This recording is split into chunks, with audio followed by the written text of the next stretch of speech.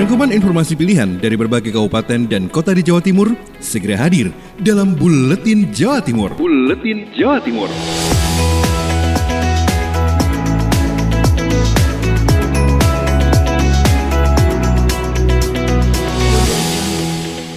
Salam jumpa sahabat, inilah Buletin Jawa Timur edisi hari ini, Selasa 2 Juni 2020. Bersama saya, Risma Erina. Kita awali informasi dari Ngawi. Bersama Anjani dari Radio Suara Ngawi. Jelang new normal, ratusan warga Ngawi lakukan rapid test COVID-19 mandiri. Diimbau masyarakat warga Ngawi melakukan rapid test secara mandiri tujuannya untuk memutus mata rantai penyebaran virus corona. Dan surat bebas COVID-19 ini juga berguna untuk aktivitas kehidupan sehari-hari. Dr. Agus Priyambodo, Direktur RSUD DR Suroto Ngawi menegaskan bahwa sangat disarankan masyarakat melakukan rapid test secara mandiri, utamanya bagi mereka yang mampu secara ekonomi, terlebih bagi masyarakat yang bekerja pada pelayanan masyarakat, bermanfaat untuk perjalanan, kepentingan dinas, serta kepentingan lainnya. Dari mulai dilaunching tanggal 14 Mei 2020, perharinya 40 lebih orang yang melakukan rapid test mandiri. Dan hingga 31 Mei 2020 sudah 700 lebih warga yang melaksanakan rapid test mandiri. RSUD DR Suroto Ngawi telah menyiapkan petugas analis yang bergantian piket melaksanakan rapid test mandiri untuk masyarakat Ngawi. Anjani, Suara Ngawi. Sementara itu beralih ke Kabupaten Blitar bersama Oza Ahmad dari Radio Persada FM Kabupaten Blitar. Wacana new normal Pemkab Blitar masih tunggu juknis dari pusat. Pemerintah Kabupaten Blitar hingga kini masih menunggu petunjuk teknis atau juknis dari pusat mengenai rencana implementasi new normal atau kehidupan normal baru dalam menghadapi musibah corona, di mana nantinya masyarakat bisa melaksanakan rutinitas seperti biasa, tetapi dengan cara yang baru. Menyikapi wacana itu, Bupati Blitar, Dr. Andes Hajirianto MM, masih melakukan monitoring terhadap situasi terkini di wilayahnya dan memberikan petunjuk kepada seluruh organisasi perangkat daerah atau OPD supaya mempersiapkan segala perencanaan awal. Manakala kebijakan ini diberlakukan, maka realisasi warga untuk hidup berdampingan dengan virus corona dapat berjalan optimal dan maksimal. Tentunya kita mempelajari situasi yang berkembang, ya. Di situasi sangat dinamis sekali, manakala suatu saat kita ini harus menerapkan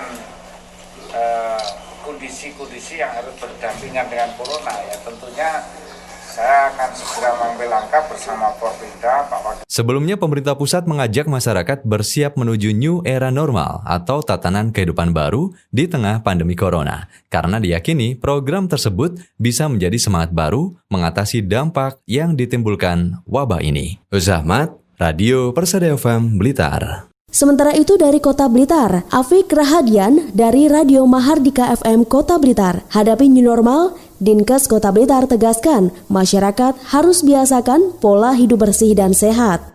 Sobat, corona masih menjadi polemik yang belum terselesaikan di Indonesia, termasuk di Kota Blitar. Upaya pemerintah juga terus dilakukan untuk meminimalisir penyebaran COVID-19 di Indonesia, seperti dilakukannya lockdown di berbagai daerah, PSBB, dan menerapkan protokol kesehatan. Kini muncul rencana pemerintah untuk menerapkan new normal dalam menghadapi corona. Muhammad Mukhlis saat ditemui tim Mahardika Sabtu 30 Mei 2020 mengatakan, saat ini semua orang mau tidak mau harus membiasakan diri menerapkan protokol kesehatan, seperti memakai masker, rajin mencuci tangan, hingga menjaga jarak. Pola hidup bersih dan sehat harus segera dibiasakan warga agar mulai membudaya di era new normal nanti. Mukhlis juga menambahkan, saat ini warga sudah mulai mengerti pentingnya pola hidup bersih dan sehat. Secara umum tidak ada bedanya, protokol kesehatan harus dipatuhi dan dilaksanakan dengan disiplin tinggi, terus-menerus, tidak dikurangi, tidak dikorting selamanya, sampai dipastikan virus corona sudah tidak ada di muka bumi, atau minimal ditemukan vaksin atau penangkalnya. Sebelum itu, jangan diabaikan. Mukhlis juga menegaskan masyarakat yang rentan tertular corona, diantaranya orang lanjut usia di atas 60 tahun, orang yang kurang istirahat, orang yang kekurangan gizi, perokok berat, ibu hamil dan menyusui, hingga bayi dan balita. Tidak hanya menerapkan protokol kesehatan saja, tetapi juga harus benar-benar menghindari hal-hal yang mendekati corona di era new normal nanti. Afik Rahardian, Mahardika FM. Dari Kota Blitar, kita beralih ke Gresik bersama Putri Rizkiana. Menyongsong new normal Kabupaten Gresik, perkuat upaya penegakan protokol kesehatan di semua bidang.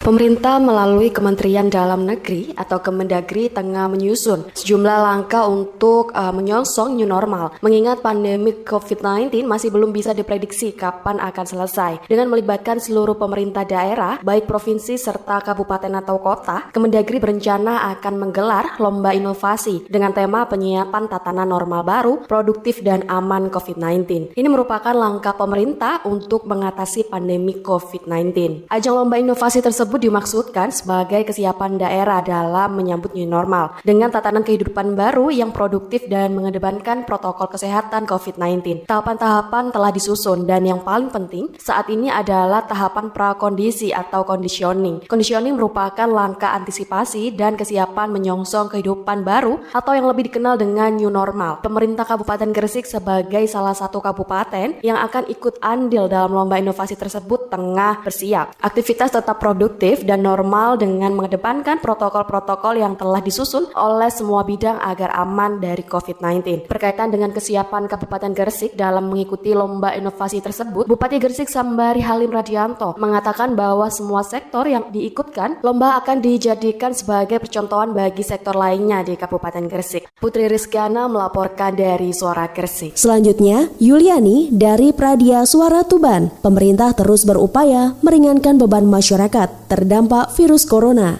Bantuan sosial dari pusat terus digulirkan menindaklanjuti kondisi COVID-19 yang belum diketahui kapan berakhir. Wakil Bupati Tuban Nur Narusin menyampaikan ada 4 jenis bantuan dari pemerintah pusat, 3 dari Kemensos dan juga ada BLT yang berasal dari dana desa. Nur Nahar menjelaskan untuk bantuan dari Kemensos ada program Keluarga Harapan atau PKH, bansos kakak miskin bersyarat sejumlah lebih dari 52.000 KPM. Kemudian ada bantuan pangan non-tunai atau BPNT bansos pangan sejumlah 105.970 KPM, nominal 200.000 per KPM. Berikutnya, ada juga bantuan langsung tunai atau BLT Kemensos sejumlah 39.143 KPM selama 3 bulan sebesar Rp600.000. Terakhir, ada BLT dana desa 57 miliar 24 juta rupiah lebih untuk 29.651 KPM di 311 desa. Ditambahkan, selain bansos dari pemerintah pusat, Pemkab Tuban juga menyiapkan anggaran untuk penanganan COVID-19 sebesar 240 miliar 569 juta rupiah lebih. Dana tersebut dibagi untuk penanganan kesehatan 137 miliar 485 juta rupiah lebih, dampak ekonomi 43 miliar 583 juta rupiah lebih, dan jaring pengaman sosial 59 miliar 501 juta rupiah lebih. Selain itu, Pemkab juga menyiapkan anggaran sendiri untuk penanganan COVID-19 yang sewaktu-waktu bisa berubah nilainya menyesuaikan kondisi pandemi. Yuliani, Pradia Suara FM, Tuban. Informasi selanjutnya, kita beralih ke Lumajang bersama Bobby Wijayanto dari Radio Suara Lumajang. Bantuan JPS sudah mulai disalurkan. Bantuan jaringan pengaman sosial atau JPS yang berasal dari pemerintah Provinsi Jawa Timur sudah mulai digelontorkan. Yang sebelumnya pada tanggal 20 Mei 2020 lalu, beberapa daerah di Jatim telah menandatangani perjanjian kerjasama dengan pemerintah Provinsi Jawa Timur terkait pengelolaan bantuan tersebut. Indah Amperawati, Wakil Bupati Lumajang menjelaskan, program JPS diberikan untuk membantu masyarakat yang perekonomiannya rentan terkena dampak COVID-19 agar meringankan beban mereka.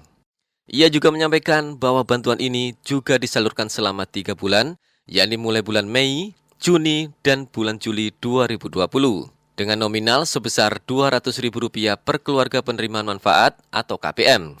Wabu berharap dengan adanya bantuan dari Pemprov Jatim ini memiliki manfaat yang baik serta bisa membantu masalah perekonomian masyarakat Lumajang yang terdampak pandemi COVID-19. Bobby Wijayanto, Suara Lumajang FM, mengabarkan. Dari Sidoarjo, Billy Patopoy, Radio Suara Sidoarjo, lebih dari 2.000 RW di Kabupaten Sidoarjo akan menerima dana operasional PSBB sebesar Rp3 juta. Sebanyak lebih 2.000 RW di Kabupaten Sidoarjo dalam waktu dekat akan menerima dana operasional PSBB tahap ketiga sebesar Rp3 juta. Dana ini dimaksudkan untuk keperluan operasional sampai dengan masa berakhirnya PSBB tanggal 8 Juni mendatang. Ini seperti dikatakan Nur Ahmad Saifuddin, Cak Nur, Wakil Bupati Sidoarjo saat ditemui pada Sabtu 30 Mei. Cak Nur menyampaikan dalam waktu dekat dana Rp3 juta akan diterima di tiap RW. Saat ini masih belum bisa dilakukan transfer karena masih dalam proses verifikasi. Posko relawan di RW kami membantu setiap RW itu adalah 3 juta. sementara ini. Nanti akan kami transfer mungkin lewat kecamatan nanti akan membagikan ke setiap RW 3 juta. Kalau kita hitung RW se-Kabupaten Sidoarjo ada 2073 mungkin ya RW, itu akan kami berikan semuanya. Diharapkan dengan adanya dana operasional yang diberikan oleh pemerintah Kabupaten Sidoarjo melalui APBD ini bisa membantu kelancaran program, salah satunya mendirikan kampung tangguh di setiap desa dan RW yang ada di Kabupaten Sidoarjo. Demikian saya Billy Patopoy, Suara Sidoarjo. Sementara itu, dari RGR FM Tulungagung, Mega Kristi menginformasikan Dekranasda Kabupaten Tulungagung terima paket sembako. Dekranasda Kabupaten Tulungagung menerima 100 paket sembako senilai 10 juta rupiah dari Bank BNI 46 Cabang Tulungagung. Bantuan diterima oleh Ketua Dekranasda Kabupaten Tulungagung, Siyuk Rehayati Marioto Birowo, yang didampingi Ketua Harian Dekranasda Kabupaten Tulungagung, Dr. Anda Imro'atul Mufida MSI di Pendopo Kongasarum Kusumaning Bongso. Bantuan tersebut langsung diberikan kepada para IKM atau UMKM yang terdampak pandemi COVID-19 di Kabupaten Tulungagung. Sebagai penerima secara simbolis sebanyak 7 orang. Ketua Dekranasda Kabupaten Tulungagung, Siyuk Rehayati Marioto Birowo menyampaikan rasa terima kasih atas kepedulian Bank BNI 46 Cabang Tulungagung atas para IKM atau UMKM yang terdampak pandemi COVID-19 di Kabupaten Tulungagung.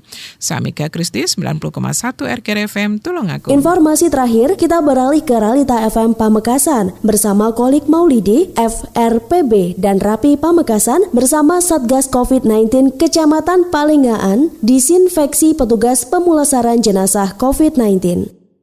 Forum Relawan Penanggulangan Bencana atau FRPB dan Radio Antar Penduduk Indonesia atau Rapi Pamekasan bersama Satuan Tugas COVID-19 Kecamatan Palengaan lakukan disinfeksi pada petugas pemulasaraan jenazah COVID-19 sehubungan dengan adanya pasien positif COVID meninggal dunia. Koordinator FRPB Pamekasan Budi Cahyono mengatakan, langkah yang dilakukan setelah dilakukan penguburan yakni dilakukan disinfeksi kepada semua petugas pemulasaraan jenazah. Juga pada areal sekitar pemakaman serta mobil ambulan pembawa jenazah disemprotkan cairan disinfektan. Budi Cahyono bersyukur dan bangga kepada masyarakat Desa Palengaan Lao yang mau menerima jenazah pasien meninggal karena COVID-19 sebab wabah virus corona ini bukanlah aib. FRPB dan rekan-rekan relawan Rapi Pamekasan membantu Satgas COVID Kecamatan Palengaan sehubungan dengan adanya pasien yang positif COVID meninggal dunia. Langkah yang dilakukan adalah melakukan disinfeksi kepada petugas pemulasaraan jenazah. Jadi setelah dilakukan penguburan, semua petugas pemulasaraan kita disinfeksi, kita semprot dengan disinfektan, juga di areal sekitar pemakaman dan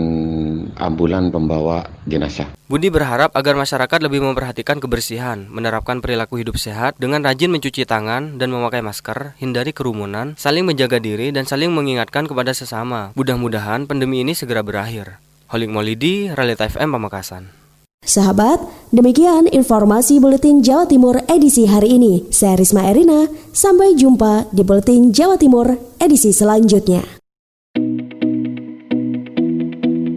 Rangkuman informasi pilihan dari berbagai kabupaten dan kota di Jawa Timur baru saja sahabat dengarkan dalam Buletin Jawa Timur. Buletin Jawa Timur. Buletin Jawa Timur bisa sahabat dengarkan Senin sampai Jumat jam 8 pagi dan 4 sore. Disiarkan serentak di Lembaga Penyiaran Publik Lokal Suara Sidoarjo, Persada Kabupaten Blitar, Mardika Kota Blitar, Realita Pamekasan, Suara Sampang, Suara Kota Probolinggo, Suara Lumajang, Suara Pasuruan, Blambangan Banyuwangi, Wika Mojokerto, Suara Gresik, Pradia, Suara Tuban, Malawapati Bojonegoro, Ersal Nganjuk, Suara Madiun, Suara Ngawi, Suara Pacitan, Praja Angkasa Trenggalek, dan RGR Tulungagung. Persembahan dari Asosiasi Lembaga Penyiaran Publik Lokal Jawa Timur.